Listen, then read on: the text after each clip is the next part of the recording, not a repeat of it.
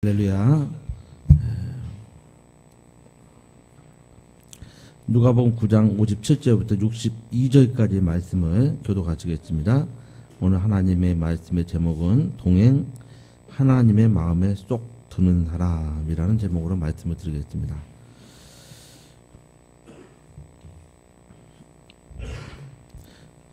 누가복음 9장 57절부터 62절 마지막 절까지입니다. 길 가실 때에 혹이 여짜오되 어디로 가시든지 저는 좋으리이다. 예수께서 가라사대 여우도 굴이 있고 공중에 새도 집이 있으되 인자는 머리 둘 곳이 없도다 하시고 또 다른 사람에게 나를 조추라 하시니 그가 가로되 나로 먼저 가서 내 부친을 장사하게 허락하옵소서. 가라사대 죽은 자들로 자기의 죽은 자들을 장사하게 하고 너는 가서 하나님의 나라를 전파하라 하시고 또 다른 사람이 가로되 주여 내가 주를 돕겠나이다마는 나로 먼저 내 가족을 작별케 허락하소서.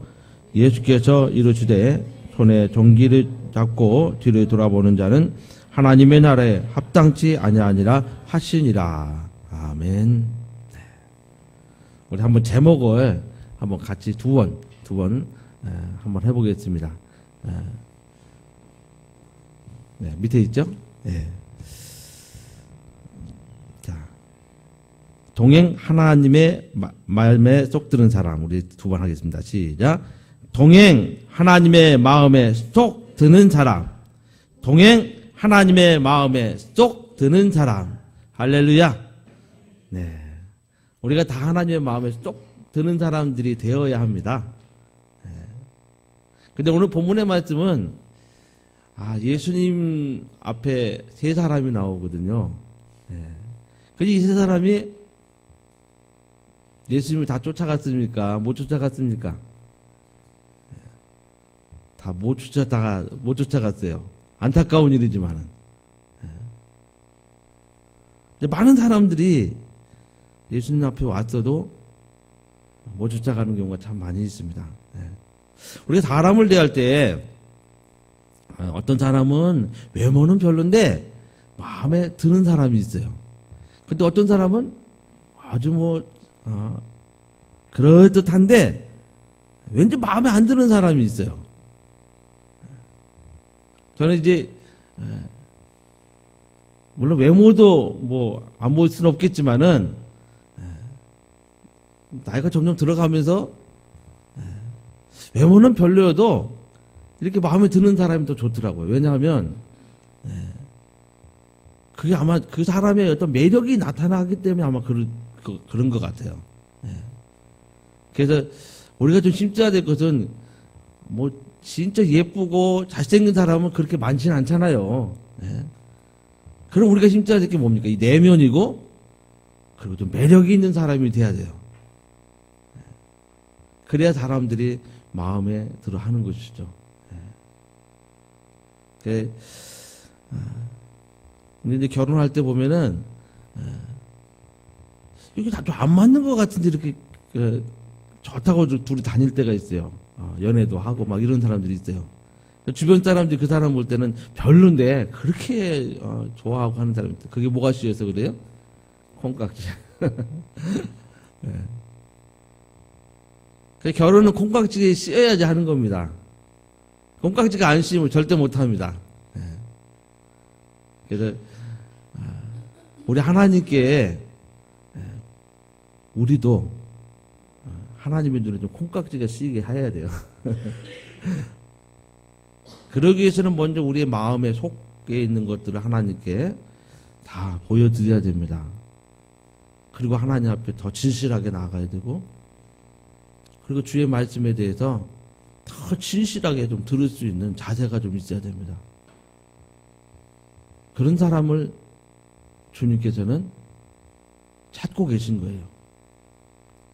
주님의 제자들의 면면을 보면 그렇게 사회적으로 훌륭한 사람, 잘 나가는 사람, 성공한 사람 이런 사람 없어요. 부족한 사람들이 대부분 다. 돈 많은 사람 좀 있긴 했어요. 어떤 사람이죠? 세리마태 같은 사람. 이 사람은 세리기 때문에 돈이 엄청 많은 사람이에요. 그리고 좀 그래도 살만한 사람, 배를 가지고 있는 사람. 요한, 베드로 그런 사람들이죠. 그런데도 사회적으로 이 사람들이 명망이 있거나 또 사회적으로 많은 사람들에게 영향력을 끼칠 수 있는 그런 사람들은 전혀 아니었어요. 그러나 주님께서는 그들을 택하셨어요. 뭘 보고 택하셨을까요? 돈도 아니고 명예도 아니고 권력도 아니고 그들에게 뭐가 있어서 주님께서 그들을 택하셨을까요? 저는 그저 마음에 들어서 그랬지 않았거든요. 마음에 들어서. 주님의 마음에 들어서. 그래서 주님께서 택하신 사람들의 그 당시에 안 살아봐서 모르겠어요. 근데 뭐 그렇게 마음에 들었을까? 아니, 주님이 가난하셔서 동병살련해서 주님께서 그걸 그냥 나하고 비슷한 처지에 있으니까 택하셨을까요? 우리 잘 알아듣기 우리 주님 좀 가난하셨잖아요. 그리고 천한 직업 갖고 계셨잖아요. 주님도 어디 내세울 만한 거 없잖아요. 우리가 믿음이 있으니까 하나님의 아들이었다고 얘기하지만 그 당시 사람들 그랬겠냐고요. 그 주님께서 다 자기 수준에 맞는 그런 사람들을 택하셔서 했을까요? 단지 그거일까요? 꼭 그거는 아니라고 생각을 합니다. 가장 중요한 것은 주님의 마음에 든 사람들이에요. 오늘 본문에 보니까 이 사람들은 주님 마음에 다 안 들었어요. 그래서 주님께서 함께 가자 하니까 가지 않는 거예요. 오늘 특히 오늘 본문의 마지막 절을 한번 보시면은요, 62절을 보시면 예수님께서 이렇게 말씀하셨죠. 예수께서 이르시되 손에 쟁기를 잡고 뒤를 돌아보는 자는 하나님의 나라에 합당치 아니하니라 하시니라 그랬죠. 하나님의 나라에 합당치 않대요.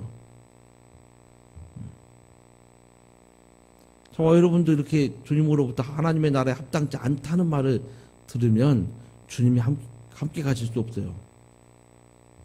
주님이 가시는 길을 따라갈 수가 없어요.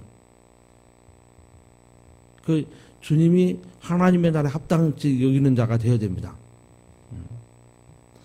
그러면 오늘 본문에 제가 아까 말씀드린 것처럼 세 사람이 주님을 만나는데 이 세 사람 다 주님의 제자가 못 돼요. 왜냐하면 주님의 마음에 들지 않아요.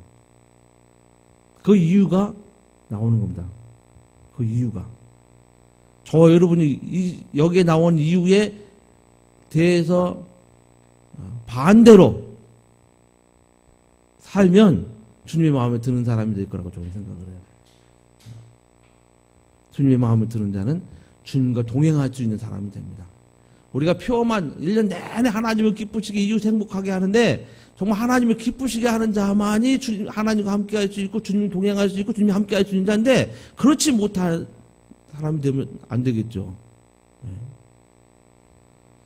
그래서 어떤 사람이 정말 하나님의 마음에 쏙드는 사람일까? 57절 말씀 한번 보시겠습니다. 57절을 보면은 기가 질 때 혹이 여짜오되 어디로 가시든지 나는 따르리다 하고 어떤 사람이 나와서 얘기합니다. 주님이 너무 마음에 드는 거야. 주님께서 병 고치시고 막 오병이어 행하시고 막 하니까 주님 따라하겠다는 사람 나왔어요. 드디어 나왔는데 이 본문의 병행 구절이 어디 나오냐면요, 마태복음 8장에 나오거든요. 근데 마태복음 8장에 그 사람이 누구냐면 이 사람이 누구냐면은 서기관이에요. 서기관. 우리가 잘 아는 것처럼 서기관들은 어떤 사람들이에요? 하나님의 말씀을 복사하는 사람들이에요. 그래서 말씀에 대해서 잘 알아요. 이 사람들이 율법학자들이에요. 그래서 하나님의 말씀을 누구보다도 잘 아는 거예요. 이 사람들이. 그래서 이 사람들은 대부분 다 상류층 사람들이에요. 그 당시에. 거기는 이제 하나님을 섬기는 유대 민족이니까 적어도 하나님의 말씀을 다루는 사람들은 상주충이 됩니다. 이 사람들이 그래서 부족한 게 없어요. 재물이면 재물, 학식이면 학식, 또 뭐 명예면 명예, 그 당시에 뭐 영향력이면 영향력, 이런 것들 부족한 게 없는 사람들이에요. 그런데 이런 사람이 와서 주님을 따르겠다고 한 거예요. 주님 만나보니까 다른 사람은 인정 안 했지 모르겠지만 이 사람을 알아본 거예요. 아, 이 사람 예수님 참 대단하다 하고. 근데 주님께서 이 사람에게 뭐라고 얘기하죠? 바로 59절에 나오죠. 59절에 같이 한번 읽어보겠습니다.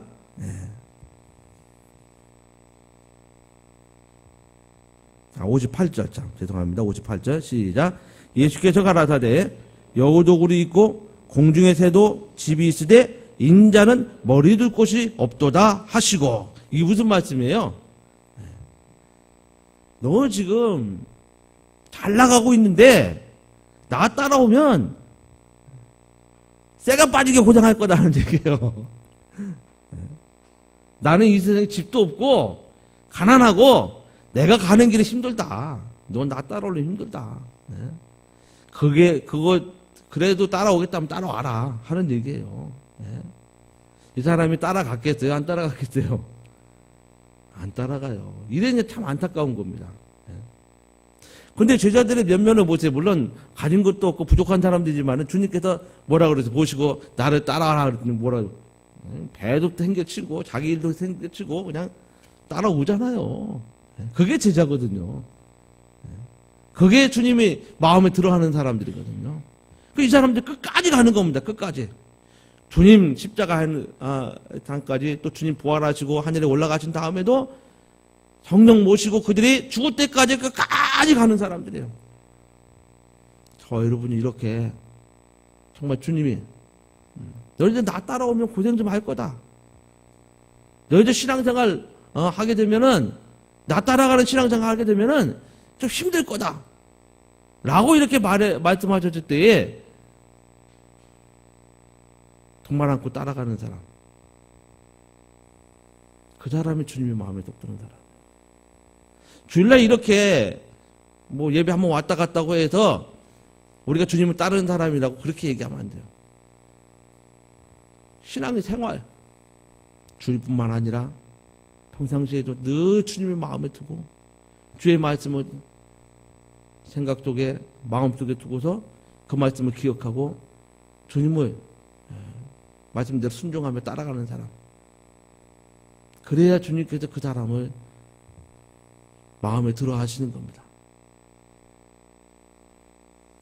우리가 신앙생활 하면서 잘못 가르치고 배웠던 게 뭐냐면 예수 믿으면 복 받는다는 거예요. 근데 그 복의 개념이 뭡니까? 원래 사람은요 하나님께 처음 지으실 때 창세기 1장에도 보면 26절, 28절, 28절 보면은 하나님께서 사람을 지으실 때 남자 여자로 지으시고 그 다음에 뭘 하셨대요? 그들에게 뭘 하셨죠?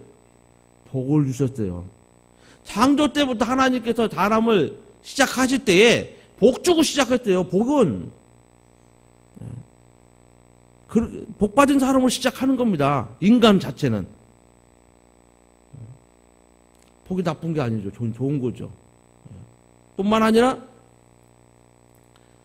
인간들이 죄를 짓고서 죄악의 관영에서 하나님께서 이제 홍수로 벌하실 때도 노아가 이제 가정만 구원을 받잖아요. 노아의 가정이 구원받고서 이제 방주에서 나와서 또 새로 인류를 시작할 때 그때도 하나님께서 다시 시작할 때도 어떻게 하셨대요? 복으로 시작했다니까요. 복을 주셨다니까요. 그 노아의 가족에게. 주께서 침례 받으시고 공생기 시작하시면서 처음 설교하실 때 입을 열어 가라사대라고 외쳐 가라사대 이렇게 하실 때도 그 팔복의 얘기가 나오잖아요. 거기도 복을 명하시는 거예요. 복이 나쁜 게 아니거든요. 그런데 하나님께서 우리에게 주신 복에 대해서 잘못 이해했기 때문에 기복으로 흘러가는 거죠. 하나님께서 우리에게 주신 복은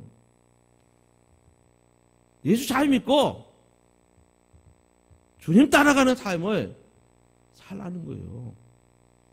신앙생활 하라는 거예요.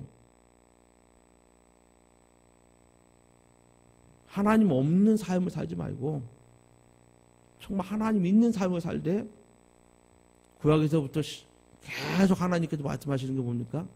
하나님 말씀을 주야를 묵상하고 하나님 말씀대로 살라는 거예요. 명령대로 살라는 겁니다. 그리고 좌로나 우로나 치우치지 말고 그 말씀 따라 순종하라는 거예요. 그때 하나님께서 오늘날에는 영혼이든 육이든 정말 복을 주시겠다는 거예요. 그것은 하나님이 함께 하시겠다는 얘기예요. 하나님께서 끝까지 함께 하시겠다는 거예요. 동행하시겠다는 거예요.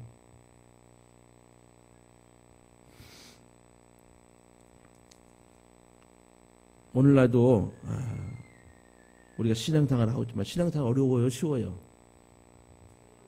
어려워요. 어렵다는 게 정답일지 모르겠어요. 우리가 이제 예수 믿는 거 쉬운 거라고 자꾸 전도하잖아요. 쉬운 거다. 그냥 믿기만 하면 된다. 돈 드는 것도 아니고 아무것도 아니다.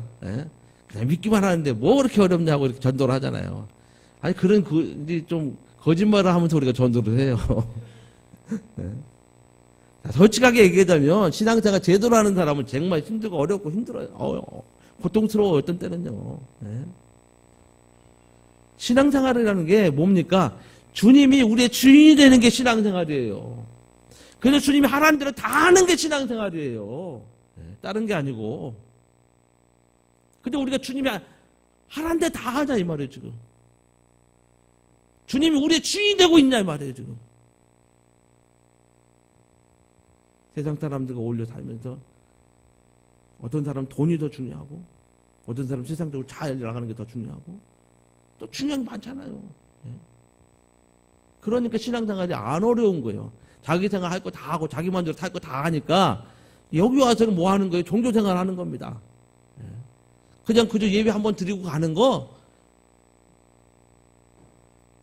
정말 마음의 수양을 위해서 이 시간 나오는 게 아니거든요. 이렇게 예배하면서 정말 주님이 내 주인이시라는 걸 또 한 번 고백하고 그리고 주님 뜻대로 내가 살겠습니다. 순종하겠습니다 하고 신앙생활 내가 제대로 하겠습니다 하고 나와서 또 고백하고 시인하고 그래서 정말 하나님 마음에 들어가셔서 정말 내가 하나님께 합한 사람이 되기 위해 그것을 위해서 정말 예배하고 하나님 나를 주장하시도록 하는 그것이 바로 신앙생활이거든요.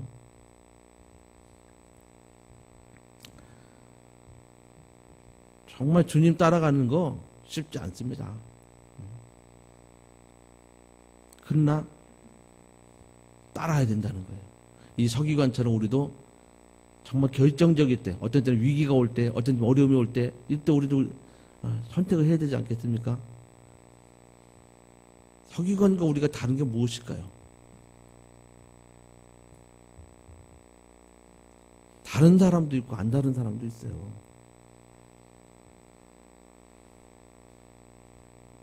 예수님의 제자들의 면면을 보면 참 그들이 주님을 따르기 위해서 목숨을 내놨죠. 우리의 마음의 자세가 늘 그래야 되지 않나라고 생각을 합니다. 자, 두 번째로 하나님의 마음에 드는 사람이 두 번째 사람 얘기가 나오죠. 그 사람 누굴까요? 59절 말씀 보시면 또 다른 사람에게 나를 조치라 하시니 이번에는 예수님께서 앞절에는 어떤 서기관이 와서 따르겠다고 그랬는데 이번에는 또 다른 사람이 예수님께서 이제 뭐라고 적극적으로 뭐라고 말씀하세요? 나를 조치라 라고 이렇게 말씀하세요. 나를 조치라 하시니 그가 가로되 나로 먼저 가서 내 부친을 장사하게 허락하옵소서 이렇게 얘기를 합니다. 이거 뭐 나쁜 얘기 아니잖아요. 우리 요새 기독교든 또 뭐 세상이 다 마찬가지예요. 아니 자기 아버지 돌아가시는데 장례 치르고 오겠다는데 그걸 누가 막아요? 세상 직장에서도 장례 치르는 거에 대해서는 아무리 바쁜 일이고 중요한 일이라도 먼저 장례 먼저 치르라고 하잖아요. 우리 교회도 마찬가지예요. 그런데 주님께서 이 사람이 얘기하는 게 지금 당장 주님, 자기 아버지가 죽었기 때문에 장사 치르러 가겠다는 얘기가 아니거든요, 이게. 우리 아버님 연로하셔서 돌아가실 때가 좀 됐어. 우리 아버님 좀 병들어서 참 이제 얼마 안 있으면 돌아가실 것 같아. 그래서 돌아가시고 난다. 돌아가실 것 같으니까 가서 내가 지키고 있다가 그런 다음에 돌아가시면 장사 지내고 오겠습니다. 라는 얘기예요. 이거 틀린 말입니까? 맞는 말입니까? 맞는 말이에요. 맞는 말입니다. 그래도 어떤 사람이 그래요. 주님이 참, 기독교 참, 예수님께서 이렇게 말씀하시는데 기독교를 믿는 사람들은 합당치 않다. 자기 마음에 합당치 않다고 그래요. 어떻게 이렇게까지 말할 수 있냐 이거죠. 주님께서 뭐라고 그러세요? 60절에 충격적인 말씀을 좀 하십니다. 우리 상식적으로 좀 이해가 안 되는 말씀 하세요. 우리 같이 읽어보겠습니다. 60절에 시작. 가라사대 죽은 자들로 자기의 죽은 자들을 장사하게 하고 너는 가서 하나님의 나라를 전파하라 하시고. 이게 장사 지내라는 말씀이에요. 지내지 말라는 말씀이에요. 말씀대로 보면 장사 지내지 말라는 얘기예요. 근데 우리가 좀 요거 좀 해석을 좀 잘 봐야 되는데, 여기 앞에 죽은 사람 누굽니까? 뒤에 죽은 사람은 누구예요? 어떻게 죽은 자가 죽은 자를 장사를 지내요? 이건 말이 안 되는 소리 아닙니까?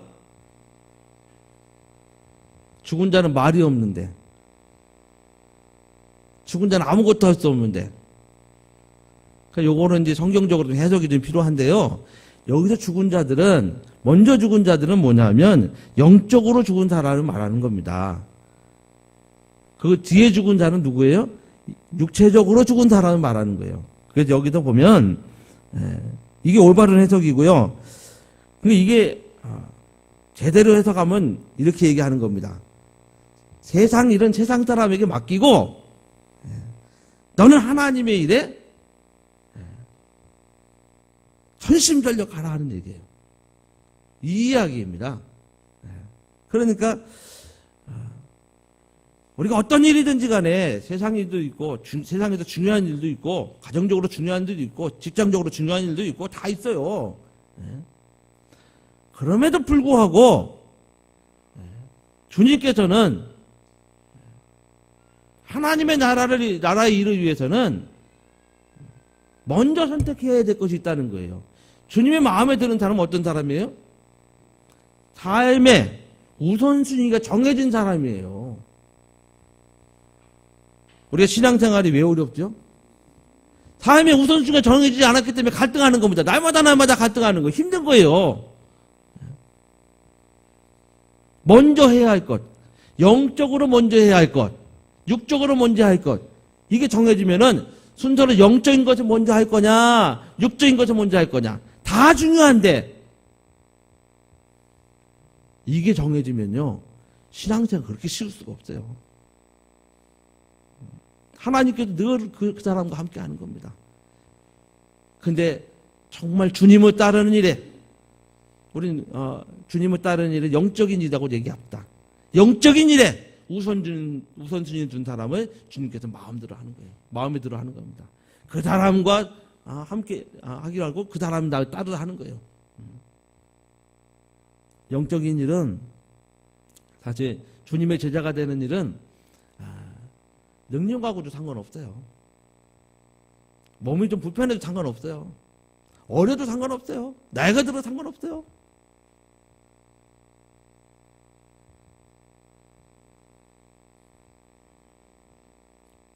내 형편에서 정말 어떤 것이 우선순위인지를 알고 그 일에 집중하는 사람.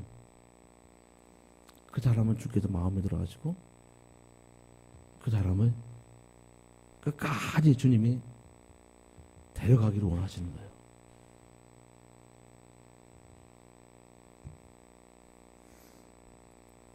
그리고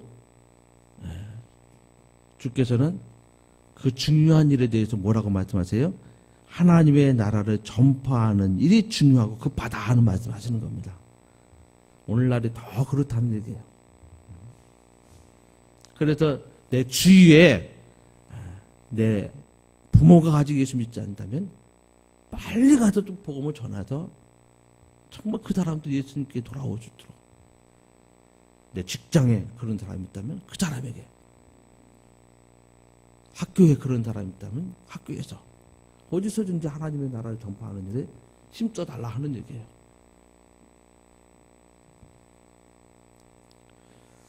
세 번째로 어떤 사람이었죠? 우리 61절 말씀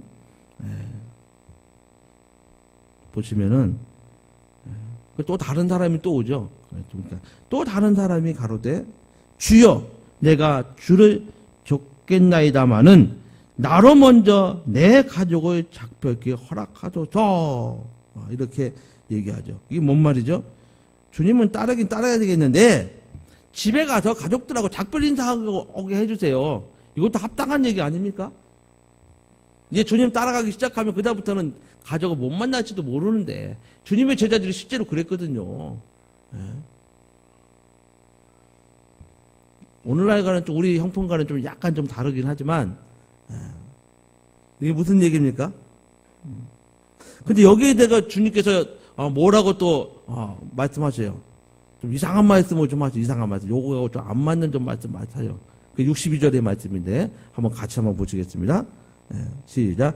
예수께서 이르시되 손에 쟁기를 잡고 뒤를 돌아보는 자는 하나님의 나라에 합당치 아니하니라. 아니 가족들하고 작별하고 오겠다는데 주님께서 요즘 답이 좀 안 맞는 얘기죠.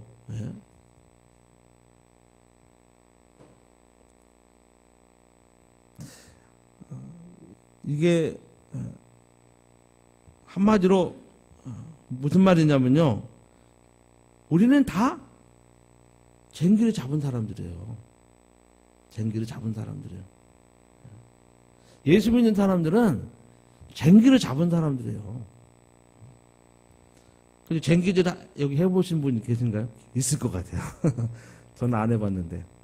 근데 쟁기는 뭔지 봤어요. 시골에서 봤고 한번 잡아보기는 잡았어요. 이제 끌어보진 않았지만은, 잡고서 운전을 안 해봤지만은 한번 이렇게 잡아본 적이 있어요. 근데 이게 중심 잘 안 잡혀요. 소가 보통 이제 쟁기를 끌고 가잖아요. 그럼 이게 얼었던 땅을 봄에 파기 위해서 쟁기를 삽처럼 앞에가 돼 있어서 박으면 그때부터 얼었던 땅을 이제 기경하기 위해서 이게 쟁기질 하는 거 아닙니까? 이게 잘 안 잡혀요. 집중하지 않으면 쟁기가 딴 데로 자꾸 가요. 넘어지고 자빠지고 엎어지고 옆으로 넘어지고. 그걸 잘 잡아야 돼. 집중해서 가야 돼. 쟁기질은 그게 잘해야 됩니다. 주님께서 우리에게 신앙생활 하는 데 있어서 다 우리는 쟁기를 잡은 자와 같은데, 만약에 쟁기를 잡고 뒤로 돌아보면 쟁기는 딴 데로 가요. 그 쟁기는 중심을 잃어요. 다른 방향으로 가고 자빠집니다. 근데 쟁기질이 절대 안 되죠. 신앙생활 집중하라는 얘기예요. 딴 데 한눈 파지 말고 신앙생활 집중하라는 얘기입니다. 이런 사람이 주님의 마음에 드는 사람인 얘기예요. 뒤돌아보지 말라는 것입니다. 우리 주님은 우리가 이렇게 함께 가길 원하셔요. 이렇게 동행하기 원하십니다. 주님은 이걸 기뻐하셔요. 성경에 보면, 창세기 보면 에녹이라는 사람이 나오잖아요. 에녹이 하나님과 동행했다라는 얘기 나오죠. 그 당시에 사람들이 보통 근데 에녹이 몇 살까지 살죠? 성경에 보니까 365살. 365일인 것처럼 365살 기억하시면 돼요.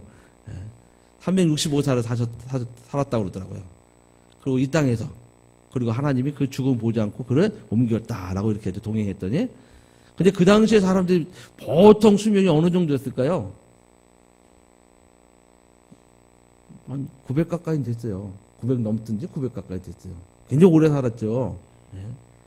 그럼 에녹은 얼만큼 산 거예요? 한 3분의 1밖에 못 산 거예요. 오늘날로 따지면은 90살까지 살면 에녹은 몇 살 사는 거예요? 30대 사는 거예요, 30대. 예수님처럼 30대만 살고 죽은 거예요. 아니, 죽음 안 보고 간 거예요. 예. 짧게 살았죠.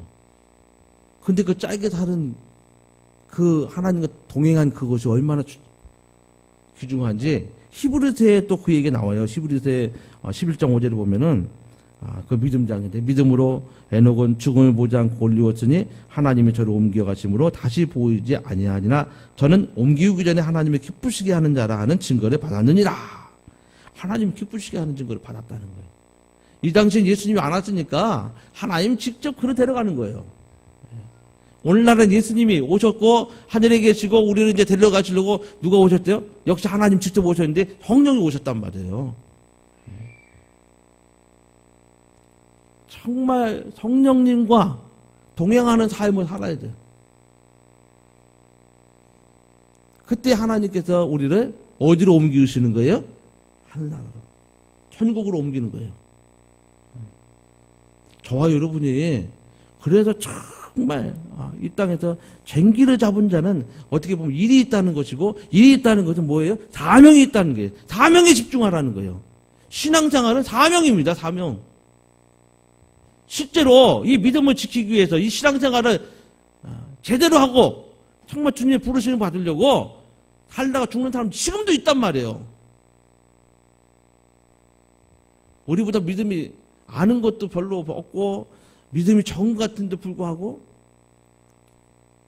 지금도 순교하는 사람도 있단 말이에요.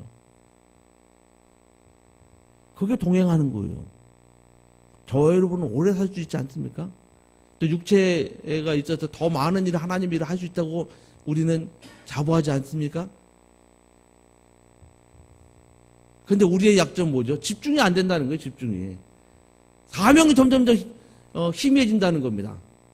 처음 예수 믿을 때는 내가 예수 믿고 정말 주를 위해서 사는 일에 내 목숨 걸겠습니다 하고 살았단 말이에요.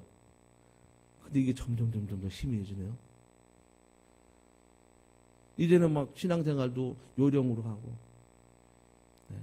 하루하루 사는 게 신앙생활이 아닌 것처럼 감격도 사라져 감동도 사라져 점점 막 그 신앙생활이 힘들기만 한 것 같고 되는 일도 없는 것 같고 하나님 나와 함께 하시지 않는 것 같고 무슨 큰일이 터질 것 같으면 이제 믿음이 이제 뚝 떨어져서 절망 가운데 있고 점점 하나님 참 우리를 그리스도인으로 세우셔서 하나님의 자녀로 세우셔서 신앙생활을 하게 하실 때 하나님의 일을 주시고 그 다음에 그것으로 목숨 걸고 살 수 있도록 사명 주셨는데 그게 점점 더 희미해져요. 집중하셔야 됩니다. 주님께서는 이렇게 사명에 집중하는 사람, 끝까지 그것을 유지하는 사람, 그런 사람을 기뻐하시고 마음에 들어 하시는 거예요. 저와 여러분이 정말 신앙생활 좀 전력을 해서 좀 했으면 좋겠습니다. 주님이 주인이 되셔서 정말 주님이 함께 가자 할 때에 그분과 동행하는 일에 좀 집중을 했으면 좋겠습니다. 그래야 하나님께서 마음에 들어가지고 흔쾌히 하늘에 올리우시는 거예요. 사도행전 13장에 보니까 우리 한번 사도행전 13장 한번 볼까요? 네. 다윗에 대한 얘기가 나오죠. 예.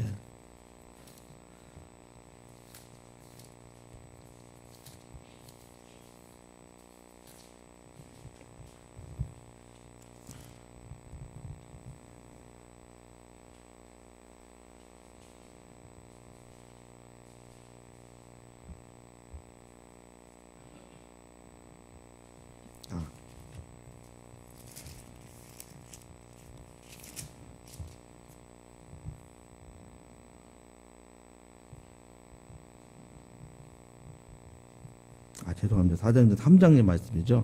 예.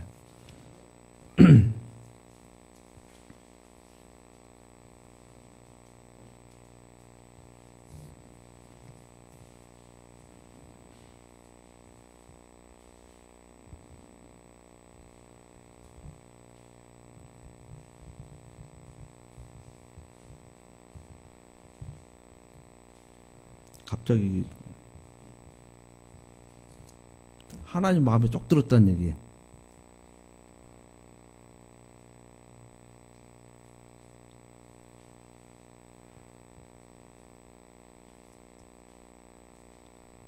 네, 3장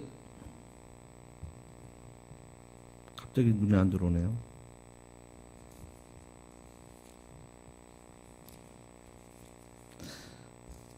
다윗이 하나님의 주님의 마음에 쏙 들었는데 그가 사울을 패하고 그 다음에 다윗을 세우죠. 그리고 다윗을 세워서 그를 하나님 마음에 쏙 들었는데 그가 뭐가 됐다 그랬대요? 왕으로 세웠다 그랬어요. 저와 여러분이 정말 다윗이 마음에 든 것처럼. 근데 다윗이 마음에 어떤 것이 마음에 들었대요? 그걸 마음에 들었는데 정말 주님의 뜻을 이루게 하는데 그 뜻을 이루는 게 뭐냐면은 그를 이스라엘의 왕으로 세우는 것이다라고 그랬어요. 우리가 정말 신앙생활을 하면서 주님의 마음에 들면 정말 우리를 왕같은 제사장으로 세우고자 하시는 그 하나님의 뜻을 이루실 거예요. 저와 여러분의 신앙생활 그것이 목표가 돼야 돼요. 그리고 정말 늘 주님의 마음에 쏙 드는 신앙생활을 위해서 더 힘을 다해야 돼요.